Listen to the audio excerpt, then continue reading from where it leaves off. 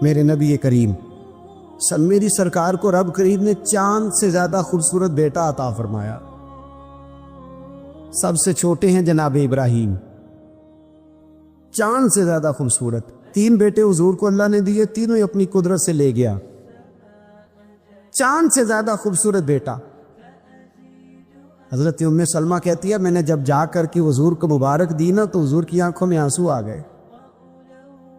یا رسول اللہ، اللہ نے بیٹا دیا ہے. فرماتے سجدہ شکر کیا مدینے کے محبوب نے. حضور نے بچے کے سر سے بال اتروائے،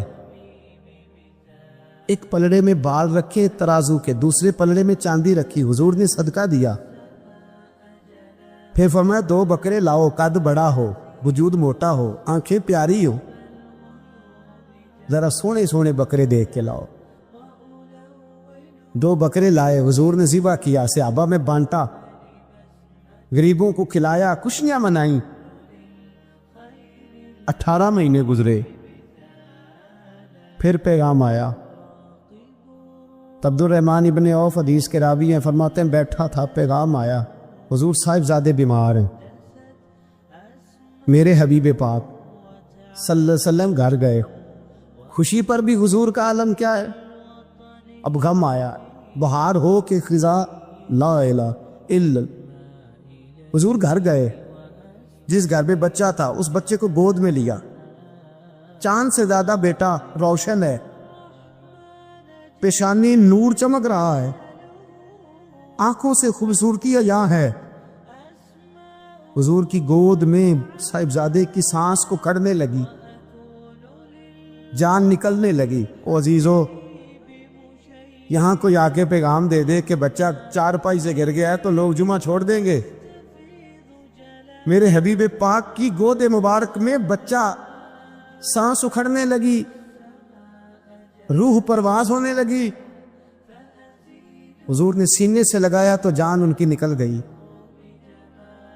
آنکھوں سے آنسوؤں کی لڑی بہہ نکلی. عبد الرحمن کہنے لگے محبوبہ رو رہے ہو؟ فرمایا یہ آنسو شکوے کے نہیں ہیں، نہ یہ آنسو حضور کس کے ہیں؟ فرمایا یہ اللہ کی رضا کے آنسو ہیں. میں دل رو رہا ہے، آنکھیں آنسو بہا رہی ہیں، پر میری زبان سے وہی کہوں گا جس سے میرا اللہ راضی ہوگا. اس لیے کہ بہار ہو کہ خزاں لا الہ الا اللہ. میرے حبیب نے فرمایا دیا بھی اس نے تھا، لے بھی وہی گیا ہے.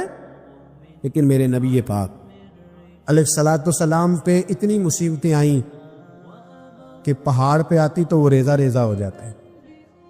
لیکن کسی مقام پر بھی حضور علیہ الصلوۃ والسلام شکوہ کرتے نظر نہیں آتے. ہم غریبی کا رونا روتے ہیں، ہر چوتھا آدمی کہتا ہے بڑا غریب ہوں. لیکن میرے نبی پاک علیہ الصلوۃ والسلام نے چوتھے دن کھجور کھائی، سرکہ کھایا ہے اور موٹے بان کی چارپائی پہ آرام کیا ہے. حضرت عمر نے کہا حضور کتنی تکلیف ہے؟ فرمایا عمر کوئی تکلیف نہیں، تھوڑا سا تو وقت ہے، جنت میں جائیں گے، ساری نعمتیں اللہ نے ہمارے لیے تیار کی ہوئی. راضی برضا، راضی بالرضا، کوئی کسی قسم کا مسئلہ نہیں. ہمیں آزمائشیں آتی ہیں، تکلیفیں آتی ہیں، بیماریاں آتی ہیں، لوگ چھوٹی چھوٹی بات پر پریشان ہو جاتے، ذرا سی بات پر شکوہ کرتے ہیں. میرے رسول پاک علیہ السلام نے فرمایا جب میرا رب کسی کو بیمار کرتا ہے تو 2 فرشتوں کو بھیجتا ہے، جاؤ میرے بندے کی تیمارداری کر کے آؤ. اللہ اکبر، خود رب بھیجتا ہے، جاؤ میرے بندے کی. تو مجھے بتائیے جب اللہ بھیجے تو پھر تندرست خوش نصیب ہوا کہ بیمار؟ جی تندرست پھر خوش نصیب کون ہوا؟ میرے نبی پاک صلی اللہ علیہ وسلم نے فرمایا رب 2 فرشتے بھیجتا ہے، فرماتا ہے پتہ کر کے آؤ میرے بندے کا اس کا کیا حال ہے. حالانکہ اللہ سارے جانتا ہے. فرشتے آتے ہیں، واپس جاتے، رب کریم پوچھتے ہیں بتاؤ میرا بندہ کیا کہتا تھا؟ اللہ تجھے سارا ہی پتہ ہے، پر ہم سے پوچھتے تو بتا دیتے ہیں. وہ یہ کہتا تھا کہ میں اپنی رب کی رضا پہ بڑا ہی راضی، وہ تیری حمد کر رہا تھا، تیری تعریف کر رہا تھا، تیرا شکر کر رہا، تیرے لیے کلمات حمد بیان کر رہا تھا. تو میرے نبی پاک علیہ السلام فرماتے ہیں، اللہ فرشتوں سے فرماتا ہے سنو پھر اگر میں اپنے بندے کو اس بیماری میں شفا دوں گا تو اس تندرستی سے زیادہ اچھی تندرستی دوں گا جو پہلے اسے عطا کی ہوئی، پہلے سے اچھی صحت دوں گا، اور اگر اسے اس بیماری میں موت دوں گا تو پھر مرتے ہی اس کے لیے میں جنت کا فیصلہ فرما دوں گا۔ بھائی جب تو راضی بالرضا رہتا ہے، راضی بالرضا، بڑی سادی سی بات ہے بھائی، آپ گھر گئے روٹی مانگی تو اگر کسی نے کہا نا کہ اتنی تھکاوٹ ہے ٹائم پہ آیا کرے اس وقت، تو روٹی تو وہ بھی مل گئی، اور اس میں لذت ہے، وہ سکون نہیں، وہ سکون نہیں۔ میری اماں جی سالن پکا کے رکھ لیتی تھی تو روٹی جب بھی کوئی مانگتا تھا تو تازی بنا کے دیتی، ان کی طبیعت تھی۔ تو میں اکثر ان سے کہتا کہ اماں جی پکا کے رکھ دیا کرو، کہتے تمہیں خوشی نہیں ہوتی جب تمہاری اماں تازی پکا کے دیتی ہے؟ خوشی کی خوشی ہوتی ہے، طبیعت میں خوشی ہوتی، ان کا مزاج تھا، ذوق تھا، تو ہم سمجھتے تھے یار یہ بڑی سعادت کی بات۔ تو آپ گھر گئے رات کو تو گھر والوں سے کہا روٹی، تو فوراً اٹھے، فوراً، اور انہوں نے کھانا تازہ بنایا، اور ساتھ یہ بھی کہا باہر سے نہ کھایا کرے، بندہ بیمار ہو جاتا ہے۔ کتنی ٹھنڈک پہنچتی آدمی کے دل کو، سکون ملتا۔ تو بھائی بیماری تو آپ نے کاٹ لی، لیکن ساتھ کہو ہو بڑا بیمار ہوں، میں نے تو اتنے گناہ بھی نہیں کیے، ظلم بھی نہیں کیا، کسی کو کچھ بھی، اب بیماری تب بھی کٹ گئی۔ پر بڑی آزمائش، مریض ڈاکٹر کے گلے پڑ رہا، اس کے لواحقین جھگڑے کر رہے، بیماری وہ بھی کٹ گئی۔ اور ایک بیمار وہ ہے جو چارپائی پہ لیٹا ہے اور کہتا ہے جس طرح میرا اللہ راضی اسی طرح میں بھی راضی، تو بیماری اس کی بھی کٹ گئی۔ حضرت یونس علی نبینا علیہ الصلوۃ والسلام نے ایک دن حضرت جبریل امین ملنے آئے، تو جناب یونس علیہ السلام کہنے لگے اے جبریل، اللہ کے نیک بندوں میں جو اللہ کو اس وقت سب سے زیادہ پسند ہے نبیوں کے بعد، جو کرنا بات کا، جو سب سے زیادہ اللہ کو پسند ہے نبیوں کے بعد ولیوں میں، اور سب سے زیادہ اللہ جس کو اللہ کی بارگاہ میں عبادت گزار لکھا جاتا ہے، میری اس بندے سے ملاقات کراؤ۔ تو حضرت جبریل نے جناب یونس علیہ السلام کو ساتھ لیا، تو ایک شخص کے پاس پہنچے جو آنکھوں سے اندھا تھا، دونوں ہاتھ اس کے سلامت نہیں تھے، اور پورے جسم میں پیپ جاری تھی، ریشہ تھا۔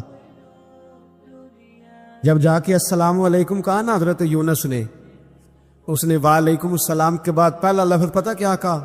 اس نے کہا یا اللہ تیرا شکر ہے، یا اللہ تیرا، آپ بھی ادا کریں اللہ کا شکر، یا اللہ تیرا، اللہ تیرا شکر ہے۔ حضرت یونس علیہ السلام کہنے لگے تو شروع سے اس طرح کا ہے، نابینا بھی اور ہاتھوں سے معذور بھی اور سارا جسم شروع سے؟ تو بڑے ہی خوبصورت لفظ اس بیمار نے کہے، کہنے لگے نہیں حضور میں بالکل ٹھیک ٹھاک تھا، جب تک میرے رب نے چاہا کہ یہ دنیا کو دیکھے تو تب تک اس نے مجھے آنکھیں دیں، اور جب اس نے چاہا کہ اب اس کا دیکھنا بہتر نہیں تو اس نے واپس لے لی۔ تو یا اللہ تیرا شکر ہے، اللہ تیرا شکر ہے۔ پھر کہا جب تک اس نے چاہا کہ میرے ہاتھ رہے تب تک رہے، جب اس نے چاہا کہ میرے لیے بہتر نہیں تو اس نے لے لیے، تو یا اللہ تیرا شکر ہے۔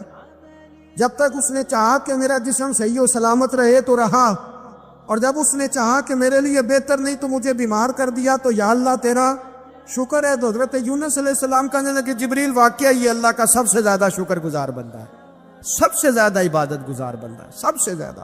میرے نبی پاک علیہ السلام نے فرمایا میرا مومن ہر حال میں ہی نفع میں ہے، نعمت ملے تو شکر کر کے نفع، مصیبت آئے تو صبر کر کے نفع۔ میرے رسول پاک علیہ السلام کا دروازہ سب سے بڑا دروازہ ہے، حضور کا دروازہ سب سے بڑا دروازہ ہے، لیکن میرے دوستو یاد رکھنا نبی پاک علیہ السلام نے بھی لوگوں کو جب رستہ دکھایا ہے تو رب کریم کا رستہ دکھایا ہے، اللہ کا رستہ دکھایا، اللہ کریم کا رستہ دکھایا، لوگوں رب کی طرف توجہ کرائی۔ میرے رسول کریم سید عالم صلی اللہ تعالی علیہ وسلم نے لوگوں کی اللہ کی جانب توجہ کرائی، اور لوگوں سے یہ کہا کہ وہ اپنے رب کریم کی جانب اپنا ذہن رکھیں، اپنی توجہ اپنے اللہ کی جانب مبذول کریں۔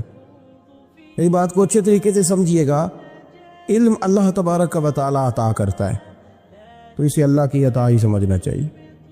کچھ لوگوں کے پاس علم ہوتا ہے پر علم نافع نہیں ہوتا، وہ ٹامک ٹونجا مارتے رہتے ہیں ساری زندگی۔ علم کو اللہ کی عطا سمجھیں، اپنی عقل پر اپنے شعور پر زیادہ بھروسہ نہ سمجھیں، نظر اللہ پہ رکھیں۔ حضرت مولا علی شیر خدا کرم اللہ تعالی وجہہ الکریم سے کسی نے پوچھا تھا بڑا عالم کون ہوتا ہے؟ ہمارے ہاں تو اب وہ والے عالم پائے جاتے ہیں نا، اللہ ماشاءاللہ، جب ممبر پہ بیٹھتے ہیں تو دعوے ہی دعوے، ممبر پہ بیٹھتے ہیں تو دعوے ہی دعوے ہیں۔ اس طرح کے عالم ہمارے ہاں پائے جاتے ہیں، وہ ہر بات میں دعویٰ کرتے ہیں، میں یہ کر دوں گا، میں وہ کر دوں گا۔ یہ مزاج علماء کا نہیں۔ حضرت علی المرتضیٰ سے کسی نے پوچھا بڑا عالم کون ہوتا ہے؟ فرمایا بڑا عالم وہ ہوتا ہے کہ جسے مسئلے کا پتہ نہ ہو تو وہ کہہ دے مجھے نہیں پتہ، میں پتہ کر کے بتاؤں گا، غلط بات بیان نہ کرے۔ امام مالک سے کسی نے کوئی مسئلہ پوچھا تو آپ فرمانے لگے مجھے اس سوال کا جواب نہیں آتا۔ ہمارے بزرگ سمجھاتے کیا ہے؟ وہ کہنے لگا آپ اتنے بڑے امام ہیں تو اس سوال کا جواب نہیں آتا۔ فرمانے لگے اگر مجھے ہر سوال کا جواب آتا پھر تو میں خدا ہوتا، مجھے ہر سوال کا جواب نہیں آتا، مجھے تو اتنا آتا ہے جتنا میرے رب نے مجھے عطا کر دیا ہے۔ اپنی نظر اللہ پہ رکھیں، نکل آئیں اس معمے سے باہر کہ میں کوئی بلا ہوں، مجھے بڑا پتہ ہے، میرے پاس 6 ڈگریاں ہیں، مجھے 10 جگہ پہ تدریس کا شغف حاصل ہے، اس سے نکلیں باہر۔ قرآن مجید دیکھیے گا، اللہ تعالیٰ نے ارادہ قدرت فرمایا کہ میں حضرت آدم کو بناؤں گا، پھر بنانے کے بعد فرمایا فرشتوں سجدہ کرو آدم کو، سب نے سجدہ کیا الا ابلیس ابا واستکبر وکان من الکافرین، سب نے سجدہ کیا سوائے ابلیس کے، اس نے انکار بھی کیا، تکبر بھی کیا اور کافروں میں سے ہو گیا۔ تو یہ جب اللہ تعالیٰ نے سجدہ کرایا تو کیسے کرایا؟ اللہ تبارک و تعالیٰ نے نا حضرت آدم کو علم سکھایا خود، وعلم آدم الاسماء کلہا، خود اللہ فرماتے ہیں کہ میں نے جناب آدم علیہ السلام کو تمام اشیاء کے نام سکھائے، سب اشیاء کے نام سکھائے۔ تو وہ چیزیں پھر میں نے نا، اللہ فرماتے ہیں میں نے فرشتوں پہ پیش کی، میں نے کہا کہ بتاؤ ان کے نام کیا ہے، تو فرشتوں نے جو جواب دیا وہ سمجھنے والا ہے۔ اللہ نے چونکہ خود علم سکھایا تھا حضرت آدم کو، جناب آدم سکھایا تھا، لیکن فرشتوں کو نہیں سکھایا تھا۔ تو اللہ کریم نے فرمایا فرشتوں اب یہ بتاؤ ان چیزوں کے نام کیا ہیں؟ تو فرشتے کیا کہتے ہیں؟ فرشتے عرض کرتے ہیں قالوا سبحانک لا علم لنا۔ آپ کبھی یقین کریں اس چیز کی لذت لے تو مزہ آ جائے۔ کہا قالوا سبحانک، کہنے لگے تو پاک ہے۔ قالوا سبحانک، کہنے لگے تو بھئی آدم علیہ السلام کو نام سکھا لیے، پھر فرشتوں کے سامنے وہ چیزیں پیش کر کے کہا ان چیزوں کے نام بتاؤ، تو فرشتے کیا کہتے ہیں؟ کہتے قالوا سبحانک، تو پاک ہے، لا علم لنا، ہمارے پاس کوئی علم نہیں، الا ما علمتنا، ہمیں تو اتنا پتہ ہے جتنا تو نے ہمیں سکھا دیا، ہمیں تو اتنا پتہ ہے جتنا تو نے ہمیں، لا علم لنا، ہمارے پاس کوئی علم نہیں ہے، اتنا ہی پتہ ہے جتنا تو نے ہمیں سکھا دیا ہے، اس سے زیادہ ہمارے پاس علم، اور یہ کیوں تو نے ہمیں جتنا سکھایا اتنا پتہ ہے۔ فرشتے یہ نہیں کہتے یا اللہ تو زیادہ سکھا، آدم کو دیا تو ہمیں بھی دے، یہ نہیں فرمایا، فرمایا انک انت العلیم الحکیم، اے اللہ تو علم والا بھی ہے اور حکمت والا بھی ہے، تجھے پتہ ہے کس کو کتنا دینا ہے، جتنا تو نے مناسب سمجھا جناب آدم کو دیا، اور جتنا تو نے بہتر سمجھا وہ تو نے ہمیں عطا فرمایا۔ تو اگر آپ کے پاس علم ہے، کہیں نالج ہے، اس کو اللہ کی عطا سمجھیں۔ ہمارے ہاں بہت سارے لوگ بن کے بیٹھ جاتے ہیں، میں اکثر کہتا ہوں کہ پھر وہ دعوے کرتے ہیں میرے علاقے والے جاہل ہیں، میرے شہر والے جاہل ہیں، میرے خاندان والے پڑھے نہیں۔ یہ آپ کا دعویٰ ہے، یہ آپ کو خراب کر دے گا۔ ہم نے بہت سارے ایسے لوگ دیکھے جو بہت بڑے عالم تھے، لیکن اللہ جب لینے پہ آیا تو عقل ہی لے گیا، شعور ہی چلا گیا، حافظے ختم ہو گئے۔ آپ دیکھتے ہیں بڑھاپے میں کچھ لوگ ایسے ہوتے ہیں کہ جن کو یہ بھی یاد نہیں رہتا کہ میرا نام کیا ہے، میں کہاں ہوں، مجھے کدھر جانا ہے۔ اس وقت سے اللہ کی پناہ مانگیں اور اپنی نظر اپنے رب کریم کی جانب رکھیں، اللہ کی جانب اپنی نظر کو مبذول رکھیں۔ دوسری بات، علم کے بعد ایک چیز آتی ہے جس کا نام ہے ہدایت، جس کا نام ہے تقوی، جس کا نام ہے پرہیزگاری، جس کا نام ہے عمل۔ عبادت، ریاضت، یہ بھی اسی وقت ہی نصیب ہوتی ہے جب میرا رب کریم نصیب فرما دیتا ہے۔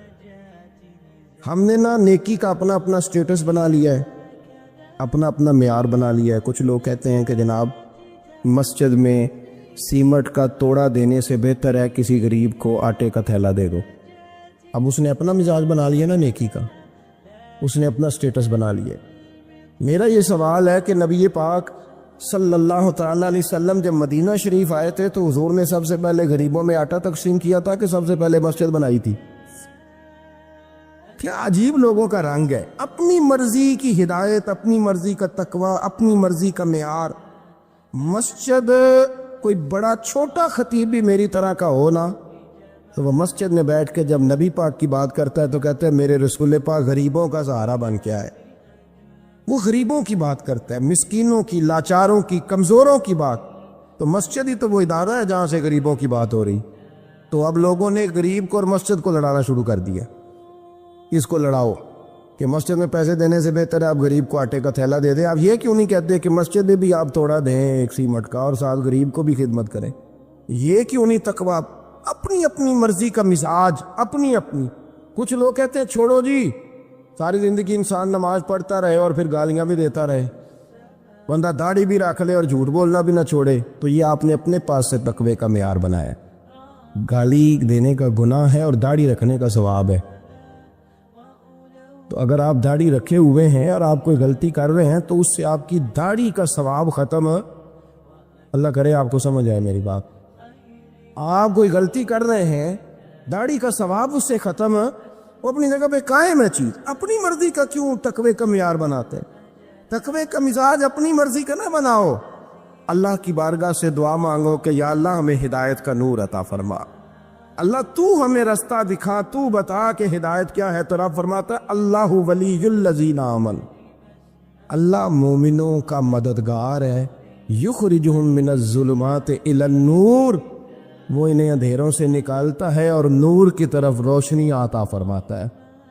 اندھیروں سے نور کی طرف اللہ لاتا ہے۔ اللہ ولی، اللہ مومنوں کا ولی ہے، وہ انہیں اندھیروں سے نور کی طرف نکالتا ہے۔ ہدایت ہمیشہ اللہ کی طرف سے سمجھے۔ جب وہ نماز کی توفیق دیتا ہے تو اپنے فضل سے دیتا ہے، جب وہ ذکر کی توفیق دیتا ہے تو اپنے فضل سے۔ ہم سمجھتے ہیں ہو جی فلانا نہیں پڑھ رہا بڑا بیوقوف ہے، فلانا نہیں پڑھ رہا، تو تم کیا اپنی عقل کے زور پہ پڑھ رہا؟ میں جی اللہ کے فضل سے 2 سپارے پڑھتا ہوں، تو کس پہ احسان کرتے تو 2 سپارے پڑھ کے رویا کر کہ اگر مالک تو بڑا قریب نہیں۔ بڑے لوگ ہیں جن کو پورا قرآن حفظ ہے پر انہیں پڑھنے کی توفیق نہیں، تو انہیں فضل کیا اور مجھے توفیق دے دی ہے پڑھنے۔ رویا کر، پڑھ کے رویا کر، راتی ساری کر کر زاری، او نیند اکھاں تھی توندے تے فجرے اوہی گناہگار کہاون سب تو نیوے ہوندے۔ مہربانی کریں، ڈریں، نیکی کریں تو پھر ڈریں، پھر احساس پیدا کریں، پھر اپنے اندر وہ کمزوری لائیں کہ توبہ توبہ مجھے تو پتہ ہی نہیں، تو جانتا ہی نہیں۔ حضرت سیدنا امام اعظم ابو حنیفہ رحمۃ اللہ تعالیٰ علیہ کے ساتھ ایک شخص کہتا میں نے نماز پڑھی، تو عشاء کی نماز تھی۔ یہ جو لوگ بڑے ہوتے ہیں نا، جن کے پیار کرنے والے بڑے ہوتے ہیں، ان کے گرد خوف بھی بڑا ہی ہوتا ہے، انہیں بڑا ڈر لگتا ہے، بڑی بعض اوقات آزمائش ہوتی ہے ان کی۔ عشاء کی نماز کہتے پڑھی تو امام صاحب نے نا عشاء کی نماز میں تلاوت کی آیتیں فَمَن يَعْمَلْ مِثْقَالَ ذَرَّةٍ خَيْرًا يَرَهُ وَمَن يَعْمَلْ مِثْقَالَ ذَرَّةٍ شَرًّا يَرَهُ، فرمایا جو ذرہ برابر خیر کرے گا وہ بھی قیامت میں دیکھے گا، اور جو ذرہ برابر شر کرے گا وہ بھی قیامت میں اس شر کو دیکھے گا، اس کے سامنے آئے گا۔ تو وہ شخص کہتا ہے کہ سارے لوگ نماز پڑھ کے چلے گئے تو امام صاحب رحمۃ اللہ علیہ نے اپنی داڑھی پکڑی، رو رہے، کہتے ہیں وہ ذرہ برابر نیکی کا بدلہ دینے والے، وہ ذرہ برابر شر پہ سزا دینے والے میری سفید داڑھی کو دیکھ، مالک میرے ذرے ذرے سامنے نہ لانا، لوگ تو میری بڑی قدر کرتے ہیں دنیا، میں تو بڑا پہچانا جاتا ہوں، لوگ تو میری راہوں میں پھول لیے کھڑے ہوتے ہیں، یہ بڑا نوازتے ہیں، قیامت میں رسوا نہ کر دینا، میرے لیے مشکل ہو جائے گی۔ وہ کہتے ہیں میں نے امام صاحب کا درد دیکھا، مجھے کوئی کام تھا تو میں چلا گیا، میں نے کہا کہ وہ اس وقت اللہ کے حضور حاضر ہیں تو میں دوبارہ آؤں گا۔ کہتے میں تہجد کا وقت آیا تو امام صاحب وہیں بیٹھے تھے اور ان کی داڑھی آنسوؤں سے بھری ہوئی تھی اور زور سے داڑھی پکڑی ہوئی، کہنے لگے مالک رسوا نہ کر دیں، قیامت میں رسوا نہ کر دیں۔ یار جو ہدایت یافتہ لوگ تھے وہ تو ڈرے ہوئے تھے، وہ تو سہمے ہوئے تھے، وہ تو کہتے تھے یہ اس کا فضل نہیں، اس نے بلا لیا، یہ اس کا کرم نہیں۔ حضرت باعزید بستامی کسی کافر کو دیکھتے تو رو پڑتے، کہتے مالک تو کتنا کریم ہے، یہ بے ایمان رہ گیا، تو نے اپنے فضل سے مجھے اپنے نبی کا غلام بنا لیا۔ وہ رو پڑتے۔ یہاں تو لوگوں کا دعویٰ ہی بڑا ہے۔ نمازی اللہ خیر فرمائے وہ تو دوسروں کو گھورتا ہے، وہ کہتا ہے جنت کا میں مالک ہوں، کنجیاں میرے پاس ہیں، میں کسی اور کو گھسنے نہیں دوں گا۔ اور اگر 2-3 حج کر لے تو پھر تو وہ کہتا ہے کہ اب میرے سے پوچھ کے لوگ جنت میں جائیں گے معاذ اللہ۔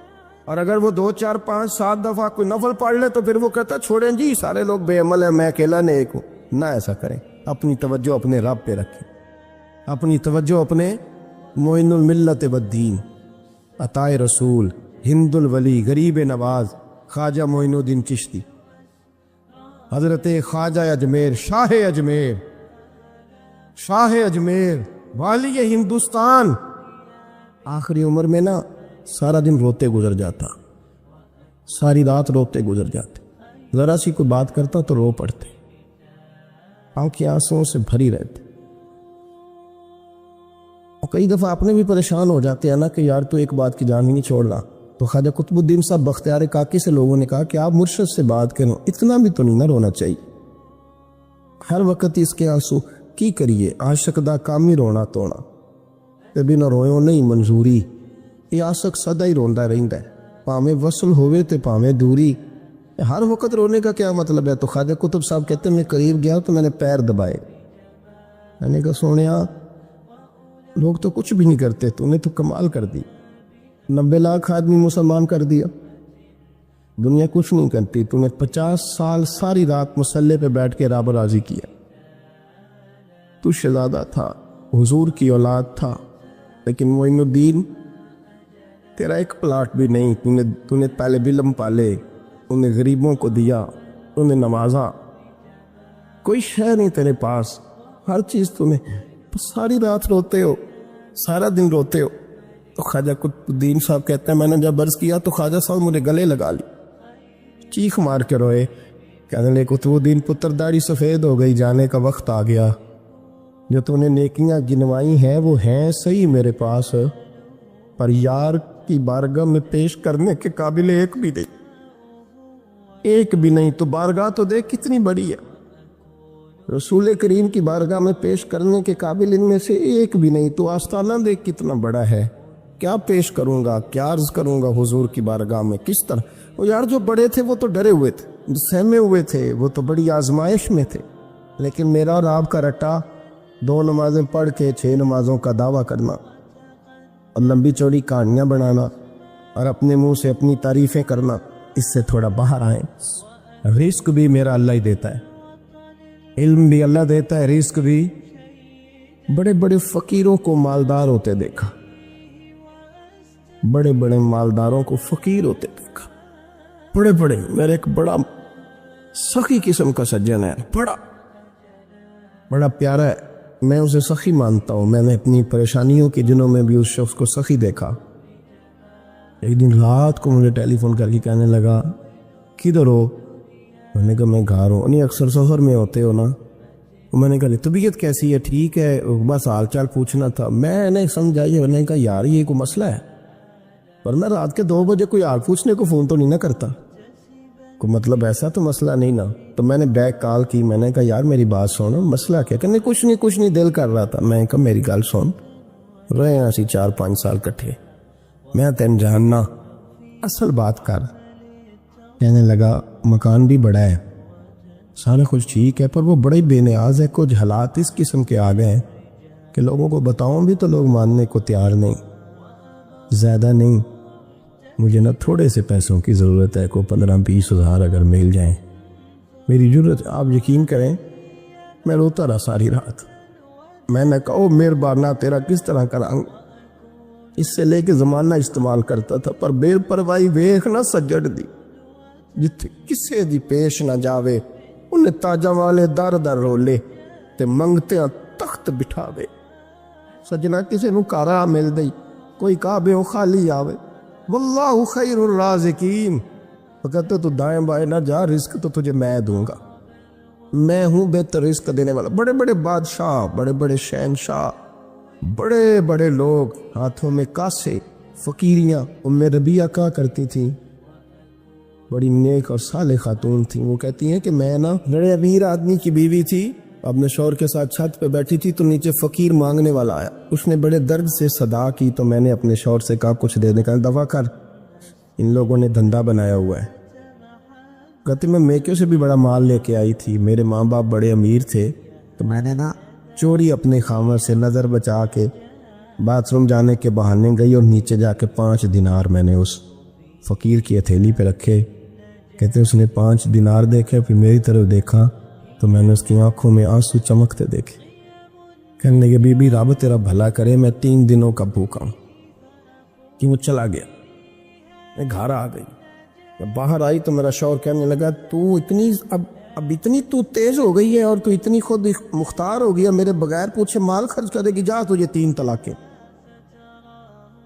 کہتی میں بالدار اور وزادار باپ کی بیٹی تھی طلاق لے کے گھر آئی تو میرا باپ ٹوٹ کے چارپائی پہ چلا گیا اوہو یہ کیا بن گیا کہتی بڑی تکلیف رہی 1-2 سال کے بعد میرے ابا نے میری شادی کر دی اب جس شوہر کے پاس گئی وہ بڑا نیک تھا پرہیزگار تھا اللہ نے بہترین صلہ دیا کتنی چھت پہ بیٹھی تھی دروازے پہ فقیر آیا میں نے شوہر سے کہا کچھ دے دوں کہنے لگا 5 نہ دینا 15 دینا 20 دینا میں فقیر ہوں میں نے فقر سے دولت دیکھی ہے اسے خالی نہ لوٹانا کہتی ہے کہ میں نیچے گئی اور جب میں نے اس کی طرف دینار بڑھائے تو میری چیخ نکلی پیسے پھینک کے میں بے ہوش ہو کے گری میرا شوہر نے آ کے اٹھایا اندر لے گیا پانی منہ پہ چھڑکا کہنے لگا تجھے کیا ہوا کہنے لگی یہ جو مانگنے آیا یہ میرا پہلا شوہر تھا وہی تھا جو کہتا تھا کہ تو 5 دینار دے آئیے جا تجھے 3 طلاقیں پڑھو نا حدیث پاک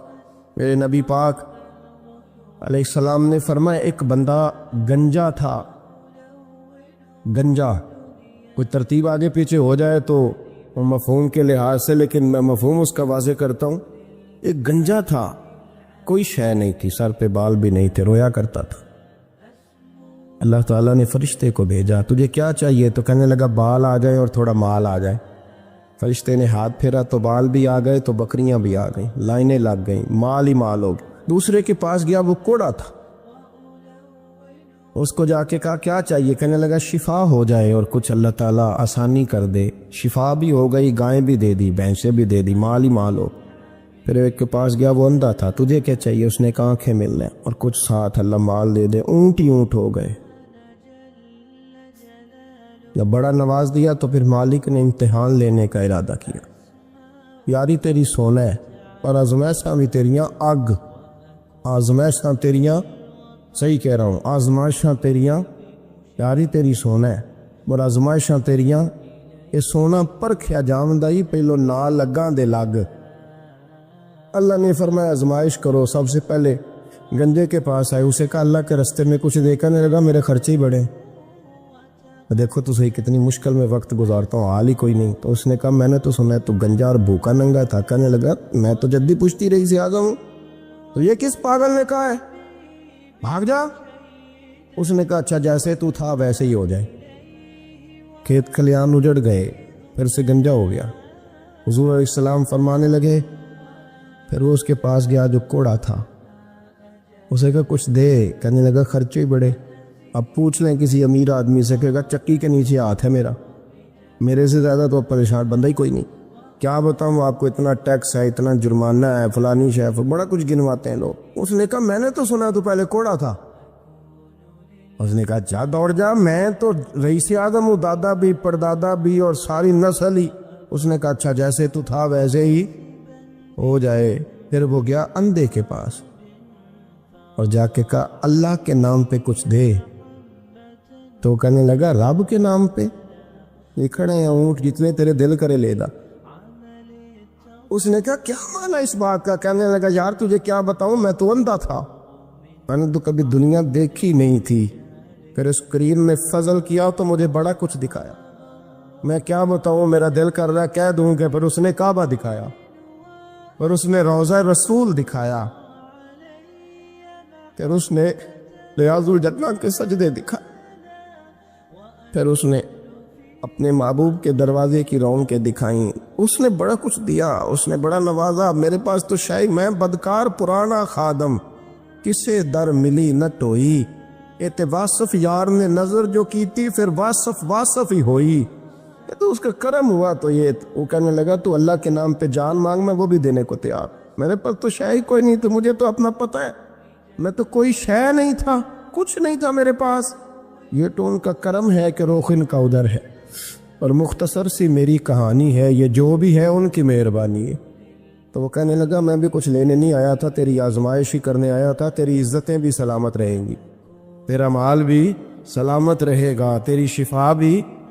اپنی زندگی میں کبھی بھی اللہ کی بارگاہ سے توجہ ادھر ادھر نہ کریں، چھوڑیں لوگ کیا کر رہے ہیں، دنیا کیا کہہ رہی، کبھی بھی اپنی توجہ دائیں۔ ہمارا یہ مسئلہ بن گیا کہ ہماری سیاست ہے، ہماری دنیا داری ہے، ہم بندوں کو راضی کرنا چاہتے ہیں، ہم دیکھتے ہیں کون کس طرح، اور آپ یقین کریں آپ تھک جائیں گے، بندے راضی نہیں ہوں گے۔ امام بہقی روایت لائے ہیں، ایک صحابی تھے جو حضور کو ہنسایا کرتے تھے، حضور کو ہنساتے تھے، نبی پاک کو بڑے پیارے تھے۔ اس طرح کے بھی کچھ بندے ہونے چاہیے، اس طرح کے بھی کچھ بندے۔ صحابہ کرام علیہم رضوان فرماتے ہیں جب حضور غم امت میں پریشان ہوتے تھے تو ہم منتظر ہوتے تھے کہ کبھی وہ ہنسانے والا آج آ جائے نا،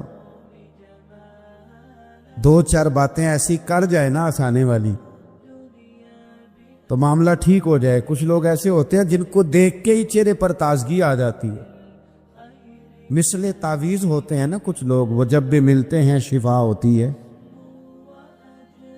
تو یہ حضور کے پاس بیٹھے ہوئے تھے اور ہنسانے والی گفتگو کر رہے تھے، تو نبی پاک بھی ان سے باتیں کرنے لگے۔ تو بات کرتے کرتے نا حضور نے انگلی ان کی طرف بڑھائی، تو ان کے وجود کو انگلی لگ گئی۔ ایک تو وہ روایت ہے نا کہ صفے سیدھی کراتے وقت حضور تیر کے ساتھ صفے سیدھی کرا رہے تھے، تو ایک صحابی کے پیٹ پہ لگ گیا، انگلی لگ گئی۔ عجیب دیوانے ہیں، کہنے لگے آپ نے مجھے تکلیف دی ہے، معاذ اللہ، انگلی چبھو دی، میں نے تو بدلہ لینا ہے۔ ہمارے ہاں مسئلہ یہ بن گیا ہے کہ کوئی بڑا آدمی بھی اپنے آپ کو قانون کے حوالے نہیں کرتا۔ ملک سے لے کر امت مسلمہ کے کل مسائل تک ہمارے ملک کے اندر ہر بندہ، اس کا مزاج ہوتا ہے کہ وہ اپنے آپ کو قانون سے بھلا تر سمجھتا ہے۔ لائن میں لگنا لوگ پسند نہیں کرتے، یہ ایک بہت بڑا مسئلہ ہے۔ حضور صلی اللہ علیہ وسلم کی انگلی لگ گئی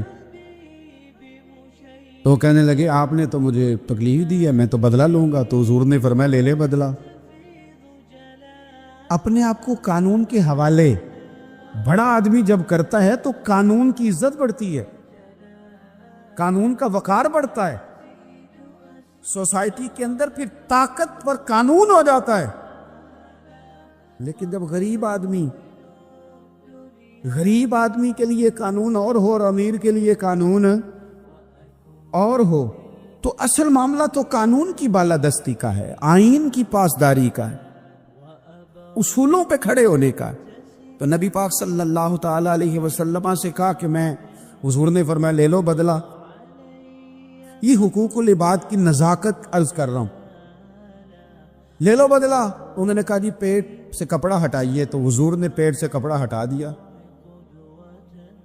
تو بڑے دیوانے آدمی تھے، انہوں نے امت کو بتانا تھا کہ کچھ اس طرح کے رنگ بھی ہوتے ہیں محبت کرنے کے لیے، الٹی ہی چال چلتے ہیں دیوانگانے عشق، آنکھوں کو بند کرتے ہیں دیدار کے لیے۔ اس طرح بھی کبھی کبھی ہوتا ہے۔ کپڑا حضور نے ہٹایا تو انہوں نے نبی پاک کے جسم نور کو چومنا شروع کر دیا، کہنے لگے دن بڑے ہو گئے تھے، موقع نہیں کو بن رہا تھا، تو چلو یہ ایک موقع ملا ہے، حضور آپ کو کسی کے ساتھ زیادتی کر سکتے ہیں، یہ تو میں تو موقع تلاش کر رہا تھا۔ اور میرے بھائی نماز کا بھی موقع تلاش کرتے تھے صحابہ، جہاد کا بھی موقع ڈھونڈتے تھے پر محبوب سے محبت کا بھی موقع ڈھونڈتے تھے. کبھی کبھی نا محبت کا بھی تو موقع نرے خشک نہیں نہ ہو جانا چاہیے. نہ علماں وچ پھسا سانو تو یار دی گل سنا سانو. اوتے علم دا سکہ نہیں چلدا جتھے عشق ہوراں دا ڈیرا ہے. تو کبھی ادھر بھی ہیں حقوق العباد کے معاملے میں نزاکت. اور پھر جو آیت میں نے قرآن پاک کی پڑھی، ایک تو یہ ہے کہ آپ لوگوں سے معافی لے، معافی مانگے. ہمارے ہاں نا معافی کا مزاج قبول کریں. جب کوئی بندہ معافی طلب کرے تو معافی، ہمارے ہاں معافی مانگنے کا رواج میں آپ یقین کریں سرے سے ہے ہی نہیں. بلکہ الٹا لوگ چڑھائی کر جاتے ہیں، کہتے ہیں او خو تم نے معافی مانگ لی ہے تو معاملے ختم ہو گئے. اور جو آدمی، میں بڑے زمانے سے کہہ رہا ہوں کہ میرے ملک میں ایک رواج بنتا جا رہا ہے، جس کی زبان جتنی زیادہ سخت ہوتی ہے اس کا عروج اتنا زیادہ ہوتا ہے. جو تھوڑا سا شرافت کا مظاہرہ کرے لوگ اسے بزدل سمجھ لیتے ہیں. عزیز بھائیوں، اپنی زندگی میں معافی مانگنے کا مزاج بنائیں. آپ طلب کریں کہ یار مجھ سے غلطی ہو گئی، میں انسان ہوں. آپ یقین کریں ڈھیر سارے لوگ ہیں جن کے ذمہ ڈھیروں معافیاں ہیں، لیکن ان کا مزاج نہیں، ان کی طبیعت نہیں، ان کا تکبر آڑے آ گیا ہے. اور میرے نبی پاک صلی اللہ تعالی علیہ وآلہ وسلم نے فرمایا تھا یہیں بدلہ دے دو کسی کا دینا ہے تو، یہیں معافی لے لو یہیں. ورنہ فرمایا یاد رکھنا قیامت کے دن تو اس طرح ہوگا کہ اگر سینگ والی بکری نے بغیر سینگ والی بکری کو مارا ہوگا اسے بھی قیامت میں بدلہ دینا پڑے گا. یہی معافی تلافی لے لو یہی. تو ہمارے ہاں مزاج نہیں، مزاج بنائے نا آپ، معافی کا مزاج بنائے. رسمی ویسے معافیاں مانگتے ہیں، آج بجا رہا ہوں بھائی اگر کوئی ہو گئی تو معاف کر دینا، یہ تو رسم ہے، تو بڑی دنیا ادا کرتی.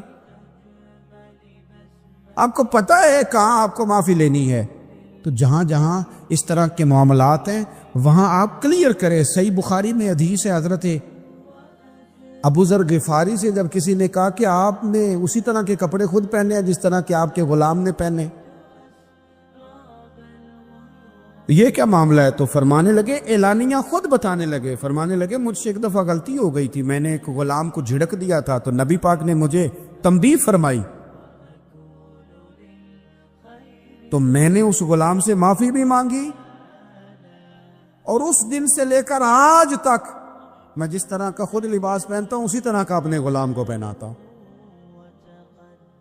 تو وہ خود بیان کر رہے ہیں، وہ لوگ اظہار کر رہے ہیں کہ ہم نے یہاں نبی پاک علیہ الصلوۃ والسلام کے تنبیہ کرنے پر ہم نے اپنے غلام سے، خادم سے یا کسی غلام سے معافی مانگی. تو معافی مانگنے سے بندے کا قد کبھی چھوٹا ہوتا ہے؟ میرے نبی پاک علیہ السلام نے فرمایا جو معافی مانگ لے اللہ تو اس کی عزت میں اضافہ کر دیا کرتا ہے. تو اس لیے ایک تو جہاں یہ معاملہ ہے وہاں، اور دوسری جو آیت میں نے تلاوت کی اس میں اللہ کہتا ہے کہ غصہ پی بھی جاؤ، معافی مانگو بھی اور معاف کر بھی دو.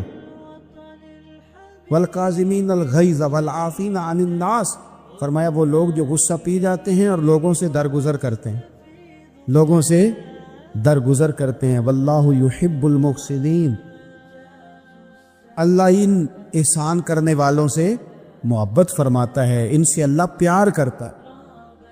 تو رب فرماتا ہے جو غصہ پی جاتے ہیں والعافین عن الناس، اور لوگوں سے درگزر کرتے ہیں، ایک تو معافی مانگے اور دوسرا معاف کر بھی دے. اگر دل میں کوئی بات ہو تو معاف، ہر روز لوگوں کو معاف کر کے سویا کریں. پہلے تو اس طرح کا کوئی کام ہی نہ کریں.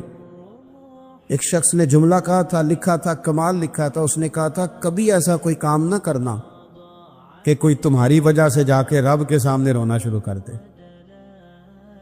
ایسا کوئی کام نہ کرنا کہ کوئی بندہ تمہاری شکایتیں اللہ رسول کو لگائے. اس طرح کا کبھی کام نہ کرنا کہ وہ تڑپ اٹھے اور کہے اب تمہارا شکوہ میں نے وہیں کرنا ہے. کچھ لوگوں کی شکایتیں کرنی پڑتی ہیں اللہ رسول کی بارگاہ میں بھی، اپنے مشائخ کی بارگاہ میں کر دیتے ہیں. بعض اوقات انسان وہ بے بسی کے عالم میں کرے یا بہت زیادہ تکلیف اسے سہنی پڑے تو تب کرے، ہو جاتا ہے. تو ایک تو ایسا کرے نا، اور کوشش کریں لوگوں کو معاف کر دیں، اپنے دل سے چیزیں نکال دیں۔ دو لوگ بیٹھے تھے نا حرم مکہ میں، ایک صاحب کہہ رہے تھے کہ میرے اوپر وہ بدر میں جو قتل ہو گئے کفار، ان کا ذکر چل رہا تھا، تو دونوں گفتگو کر رہے تھے، بدر میں ہمارے اتنے لوگ مسلمانوں نے مار دیے۔ تو ایک ان میں کہنے لگے کہ اگر میرے اوپر قرض نہ ہوتا اور میرے چھوٹے چھوٹے بچے نہ ہوتے تو میں تو تلوار لے کے جاتا اور مدینہ شریف جا کے معاذ اللہ بدلہ لے آتا۔ دوسرا کہنے لگا میں دیتا ہوں نا تیرے بچوں کا خرچہ بھی، اور میں تیرا قرضہ بھی اتارتا ہوں، تو جا۔ اس نے کہا پکی بات ہے؟ کہا ہاں، قرضہ بھی میں اتار دوں گا، تیرے بچوں کا خرچ بھی اٹھاؤں گا، تو جا۔ اس نے خنجر تیار کیا، تلوار تیار کی، گھوڑے پہ بیٹھا، گلے میں وہ تلوار اس نے اپنے ڈالی اور مدینہ شریف آ گیا۔ اتفاق کی بات یہ کہ ملاقات حضرت عمر سے ہوئی۔ جناب عمر کہنے لگے مجھے تیری نیت ٹھیک نہیں لگتی، پکڑا کدھر آئے ہو؟ کہنے لگا میں تو بدر کے قیدیوں کے بارے میں بات کرنے آیا۔ فرمایا تلوار لے کے؟ تلوار لے کے؟ چل تجھے حضور کے پاس لے کے جاتا ہوں۔ نبی کریم کی بارگاہ میں لے گئے تو حضور فرمانے لگے کیسے آئے ہو؟ کیسے آنا ہوا؟ کہنے لگے جی میں تو بدر کے جو قیدی آپ کے پاس ہیں ان کی بات کرنے آیا تھا۔ تو حضور فرمانے لگے چل پھر باقی کی میں سناؤں۔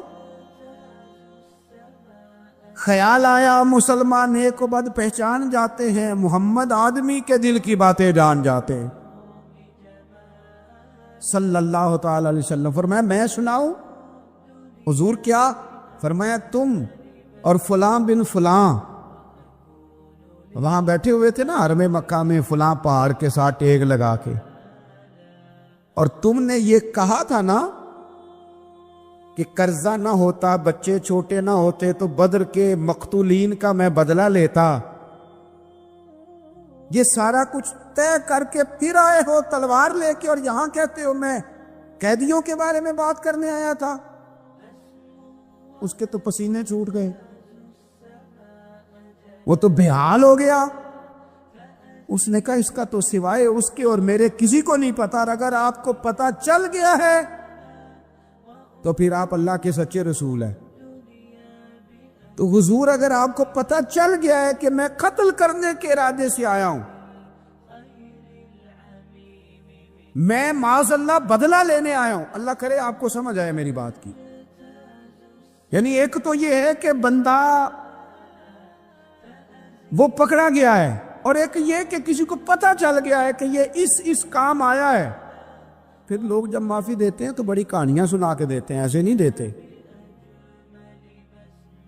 حضور اب آپ کو پتا چل گیا ہے تو کیا کریں گے؟ تو حضور فرمانے لگے تو بتانا تیرے ساتھ کیا کریں۔ اس نے کہا کہ میں نے سنا ہے آپ معاف بڑا کر دیتے ہیں۔ یعنی یہ گھر سے کو پیار کرنے نہیں آیا، پھولوں کا گلدستہ لے کے نہیں آیا، تلوار لے کے آیا ہے، لیکن یہ میرے محبوب کا حوصلہ ہے۔ اور آیا بھی این مسلمانوں کے بیچ ہے، جو چاہیں اس کے ساتھ کر سکتے ہیں۔ اس نے کہا معاف کر دیں، تو حضور نے فرمایا جا میں نے معاف کیا۔ حضور نے معاف کیا۔ وہ کہتا حضور معاف کر رہے تھے اور رب میرے دل میں ایمان کو تازگی عطا فرما رہا تھا۔ حضور نے معاف کیا اور میں نے کلمہ پڑھنا شروع کر دیا۔ ہم معافی نہیں دیتے، کبھی کبھی صلح تو کر لیتے، صلح ہو جاتی ہے، پنچایت میں صلح ہو گئی، پھر لڑائی ہوئی، پھر بات شروع سے شروع ہو گئی، کیونکہ ہم نے معافی، پھر وہ بات شروع ہو گئی 1955 سے، تو وہ بھی آکھیا سی، تو اے بھی کیتا سی، وہ بننے والی گل یاد ہی، او بس کر یار، کچھ بھولیں بھی تو۔ بچے پتہ کیوں خوش رہتے ہیں؟ آپ کو پتہ ہے بچے کیوں خوش رہتے ہیں؟ بچوں کو بات بھول جاتی ہے، اس لیے بچے، اماں نے ادھر 2 تھپڑ مارے 3-4 منٹ پہلے، اور اگلے 5 منٹ میں اماں نے پھر ماتھے کا بوسہ لیا تو بھول گئی بات۔ اللہ کرے کوئی تھوڑے تھوڑے بچے بھی بن جائیں۔ یہ جو بہتے سیانے ہیں نا، ان کا بھی اللہ ہی حافظ ہے، عقل زیادہ آ گئی ہے نا۔ اس لیے اقبال جیسے لوگوں نے کہا تھا خرد کی گتھیاں سلجھا چکا ہوں، یا رب مجھے صاحب جنوں کر دے، صاحب جنوں کر دے، صاحب اللہ کوئی تھوڑا سا مجھے مجنون بھی بنا، یہ زیادہ عقل تو کسی کام کی رہی نہیں، پاگل کر دی، پاگل کر دی۔ بہت سارے لوگ ایسے زیادہ سمجھدار ہوتے ہیں، لہذا معافی دینے کو تیار ہے، معافی دیں، جب کوئی معافی کا مطالبہ کرے تو اسے معافی۔ اچھا میں آپ سے نا کسی کی بات نہیں کرتا، ایک مثال میں آپ کو ذاتی دیتا ہوں۔ میں آج ہی سوچ رہا تھا، مجھے نا بہت سارے لوگوں نے دیکھا ہوتا ہے کیمرے کی آنکھ سے، کسی نے یوٹیوب پہ دیکھ لیا، ٹی وی پہ دیکھ لیا، کسی اور جگہ دیکھ لیا، تو انسان کا نا ایک مزاج ہوتا ہے کہ جس چیز کو وہ کبھی کسی دیوار کے پردے کے پیچھے دیکھتا رہا ہے وہ اچانک سامنے آ جائے تو کئی دفعہ بندہ پریشان بھی ہو جاتا ہے، کبھی کبھی بندہ پریشان بھی ہو جاتا ہے۔ میں نا اتفاق کی بات ہے میری زندگی کچھ زیادہ مصروف ہے، ایک دوست ایسے تھے جو مجھے نا کچھ 3-4 سال سے کہہ رہے تھے ٹائم دے دے، ٹائم دے دے، اور وہ ٹائم لینا چاہ رہے تھے اپنے، ان کے والد جو تھے وہ تھوڑے سے معذور تھے، تو کہہ رہے ابا جی کی بڑی خواہش ہے، کسی وجہ سے ٹائم بنتا نہیں تھا، سال 2-3 گزر گئے، بالآخر وقت بن گیا، میں ان کے گھر گیا محفل پہ۔ اب وہ مجھے اچانک دیکھ کے نا تو حالت ان کی اس طرح کی ہو گئی کہ وہ جو کچھ بھی گھر میں موجود تھا نا، جو بھی یعنی جو سالن کل کا پکا تھا وہ بھی لے آئے، وہ اٹھا اچار بھی لے آئے۔ اب میں ان کی کیفیت دیکھ رہا ہوں، کچھ امیر لوگ بھی بڑا پیار کرتے ہیں لیکن بعض اوقات غریبوں میں جذبات ذرا زیادہ ہوتے ہیں، کچھ غریبی تھی، کچھ وہ جذبات تھے، کچھ وہ شوق تھا، کچھ وہ درد تھا، کچھ وہ سمجھ نہیں آ رہی۔ تو میں نے ان کو تسلی دی، میں نے کہا بزرگوں آپ بلا وجہ پریشان ہو گئے، میں تو دیہاتی سا چھوٹا سا کسان کا بیٹا ہوں، سادہ سا بندہ ہوں، میرے لیے تو آپ نے ویسے آپ نے ٹی وی پہ دیکھا ہے تو آپ کو وہ تھوڑا عجیب لگ رہا ہے، ویسے آپ مطمئن نہیں، ایسی کوئی بات نہیں ہے۔ ان بزرگوں نے مجھے کہا کہ مولانا میں آپ کو 3-4-5 سالوں سے سن رہا ہوں، آپ کو میری کیفیت کا نہیں پتا، میرے پاس کوئی بھی چیز ہوتی تو آج بیچ دیتا، اور جتنی بھی اچھی آپ کی دعوت ہو سکتی تھی وہ میں کرتا۔ میں بزرگوں کی بات اپنے لہجے میں وہ کہہ رہے تھے، میں ان کی بات پر غور کرنے لگ گیا، اور میں نے دیر تک ان کی بات پر غور کیا۔ میں نے کہا میں بالکل کسی کام کا آدمی نہیں، بیکار آدمی ہوں، مجھے پتہ ہے اپنے آپ کا، من آنم کے من دانم۔ میرے لیے اگر کسی بندے کے یہ جذبات ایک بیکار آدمی کے لیے، تو پھر مدینے والے محبوب کے میلاد کے لیے ہمارے کیا جذبات ہونے چاہیے۔ وہ خواجہ غلام فرید صاحب نے نا ایک کافی لکھی ہے، مجھے ساری تو یاد نہیں، لیکن وہ کہتے ہیں کہ ایک باری لانگا تو میری جات ہے، پھر وہ اس میں بڑی باتیں گنواتے ہیں، وہ کہتے ہیں میں حضرت زلیخا تو 2 جوڑے دیتی تھی نا سیدنا یوسف علیہ السلام کو دن میں، ایک وہ پہن لیتے تھے، اترتا تھا تو وہ خیرات کر دیتی تھی، پھر دوسرا پیش کرتی تھی، وہ اترتا تھا خیرات کر دیتی۔ کہتے حضور اگر آپ آئیں تو میں ایک دن میں 100 پیش کروں گا، اور ساتھ کہتے ہیں کہ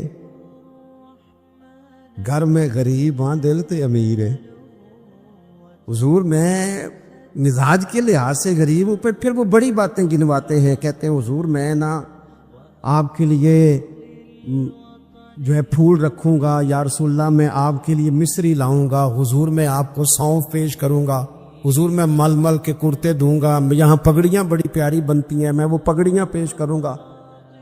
پھر کہتے ہیں آخر میں حضور اگر آپ آ جائیں نا تو پھر میں اپنے گلے میں پلڑا ڈال کے منت بھی کروں گا کہ مہربانی فرما ایک رات ہی میرے گھر میں ٹھہر جا،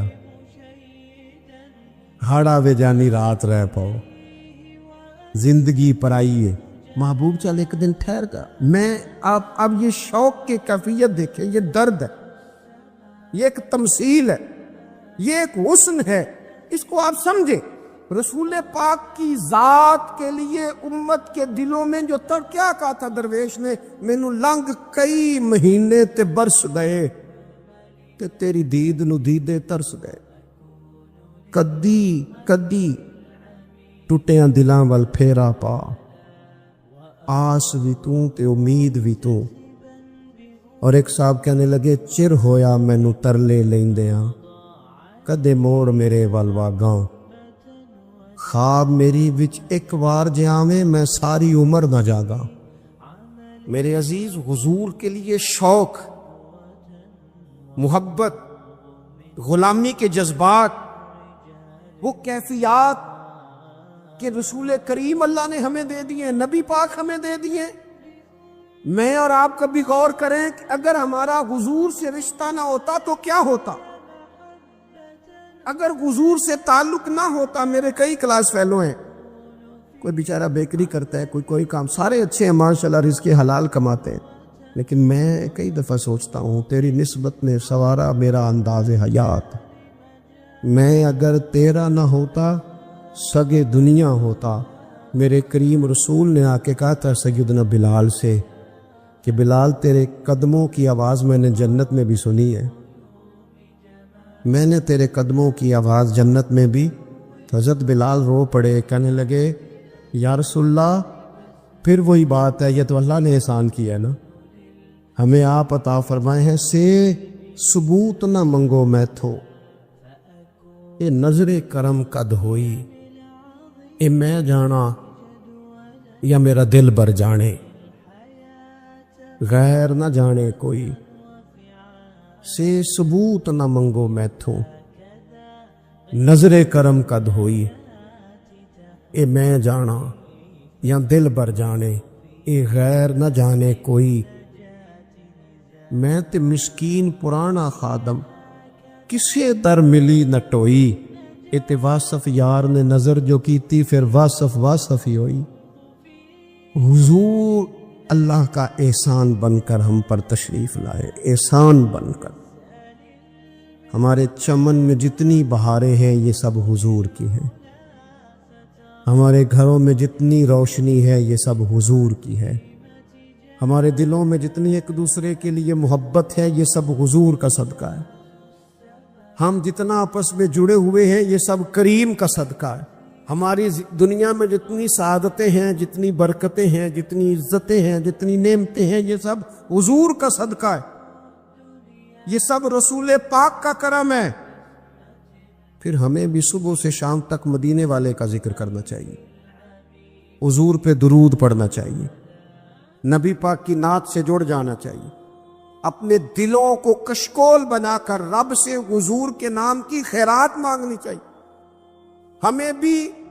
ہمیں بھی گدا بن جانا چاہیے رسول پاک کے دروازے کا، ہمیں بھی ہر وقت اپنی قلبی کیفیات حضور سے لگا دینی چاہیے، ہمیں بھی روز کیا کہتے ہیں میرے امام، کہتے ہیں مانگیں گے مانگے جائیں گے، منہ مانگی پائیں گے، سرکار میں نہ لا ہے نہ حاجت اگر کی ہے، کہتے ہیں لب واں ہیں آنکھیں بند ہیں پھیلی ہیں جھولیاں، کتنی مزے کی بھیک تیرے پاک در کی ہے، کتنی مزے کی بھیک تیرے پاک در کی۔ اپنا تعلق حضور سے جوڑے، دنیا کی محبت، مال دنیا کی محبت، حضور فرماتے ہیں یہ ہر برائی کی جڑ ہے۔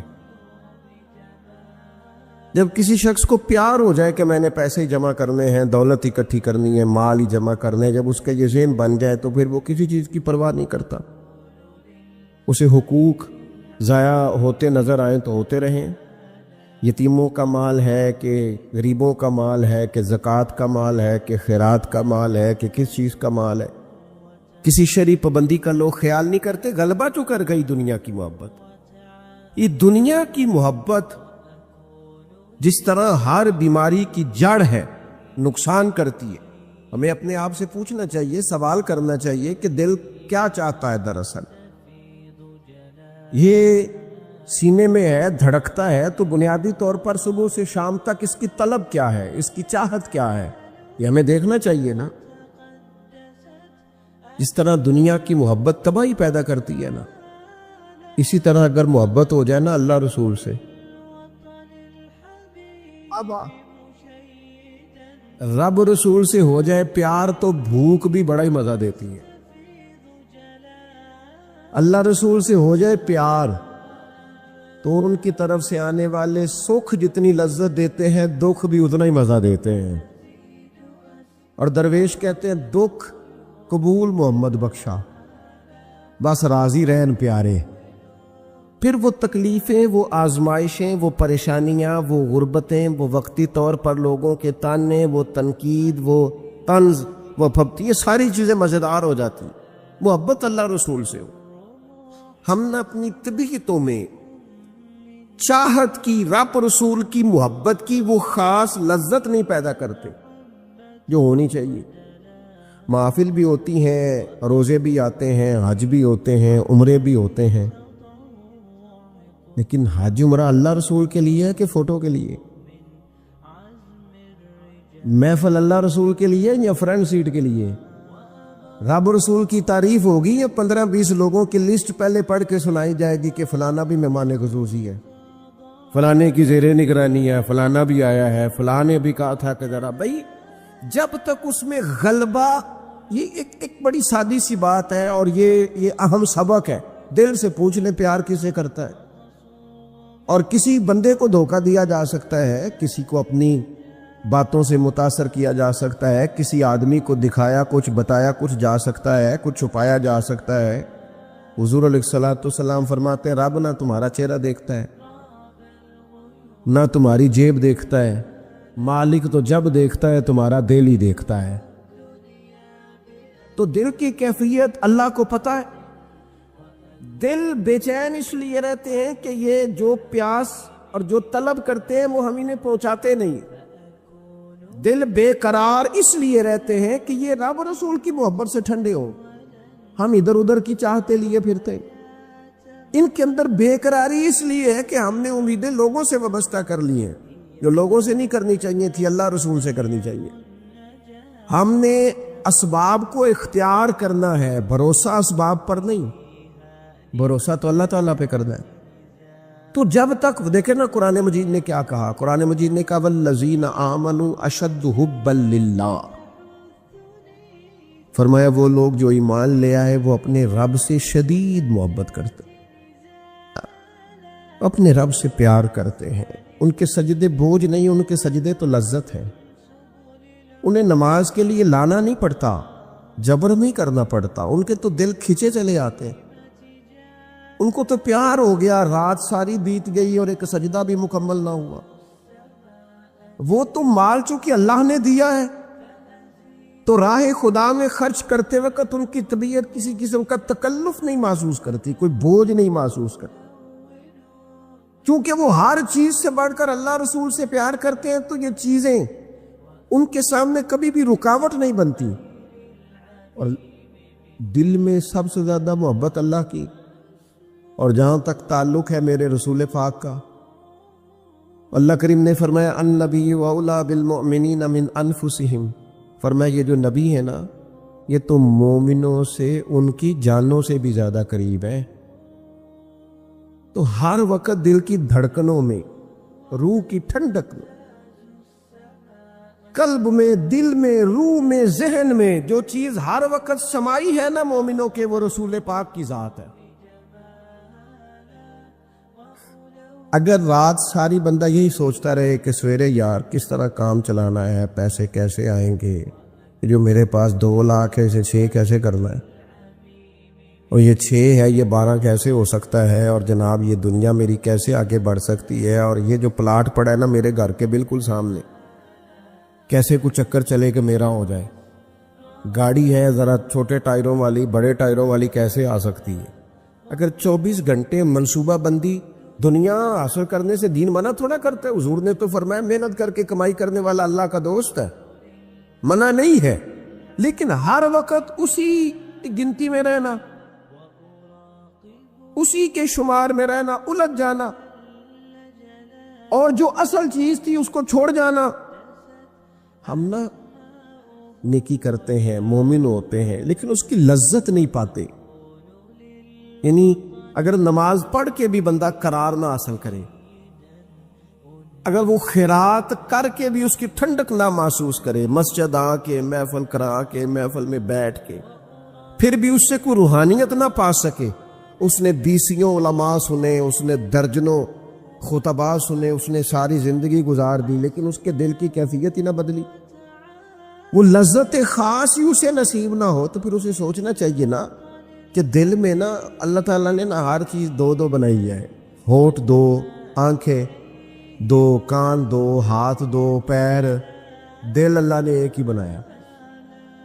یہ نہیں ہو سکتا کہ چلو ایک طرف مجھے رکھ لو ایک طرف کسی اور کو رکھ لو، دل ہی ایک بنایا ہے۔ وہ کہتا ہے بس دل ایک ہے تو رب رسول ہی رہیں گے، اس میں ادھر ادھر کی چاہتے نہ لے آنا جب تک دل کے اندر پوری طور پر اللہ رسول کی۔ بخاری مسلم میں حدیث ہے، نبی پاک علیہ الصلوۃ والسلام نے فرمایا اگر تم چاہتے ہو نا تمہیں ایمان کی لذت نصیب ہو، آپ زیادہ غور کریں میری بات پر، ایک ہے کھانا، ایک ہے مزیدار کھانا، ایک ہے مومن ہونا اور ایک ہے مومن ہونے کا مزہ آنا، لذت نصیب ہونا کہ میں صاحب ایمان ہوں۔ فرمایا اگر تم چاہتے ہو ہر چیز سے بڑھ کر اللہ رسول سے محبت کرو، لیکن جنیرا نعرہ نہیں لگانا، یہ غور کرنا ہے، پیسوں پر اچھی طرح غور کر کے سوچ لینا ہے کہ پیسے زیادہ پیارے ہیں کہ اللہ رسول، یہ غور کر لینا۔ یہ جو جھوٹی انا کے بت بنائے ہوئے نا، میری عزت، میری برادری، میری افسری، میرا قبیلہ، میری کرسی، یہ غور کر لینا ہے کہ کرسیاں زیادہ پیاری ہیں، اقتدار زیادہ پیارا ہے کہ اللہ رسول۔ ایک طرف رسول اللہ کی شریعت اور ایک طرف تیری برادری کے رسم و رواج، لیکن شادی والے دن رسم و رواج جیت گئے۔ کدھر گئی تیری محبت رسول؟ وہ صرف محفل والے دن تھی، ربیع الاول شریف میں تھی۔ ہم تو دیندار سمجھتے ہی اس کو ہیں جس کے گھر میں شادی ہو تو پتہ چلتا ہے کتنا دیندار ہے۔ محفل میں تو سارے دیندار ہوتے ہیں، یہ تو پتہ ہی تب چلتا ہے جب کسی کا انتقال ہو جائے یا گھر میں کوئی خوشی آئے کہ اب یہ کتنا دیندار ہے، اب پتہ چلے گا۔ مسجد میں تو سارے دیندار ہیں۔ فرمایا اگر چاہتے ہو کہ لذت ایمان نصیب ہو تو ہر چیز سے بڑھ کر اللہ رسول سے پیار کرو۔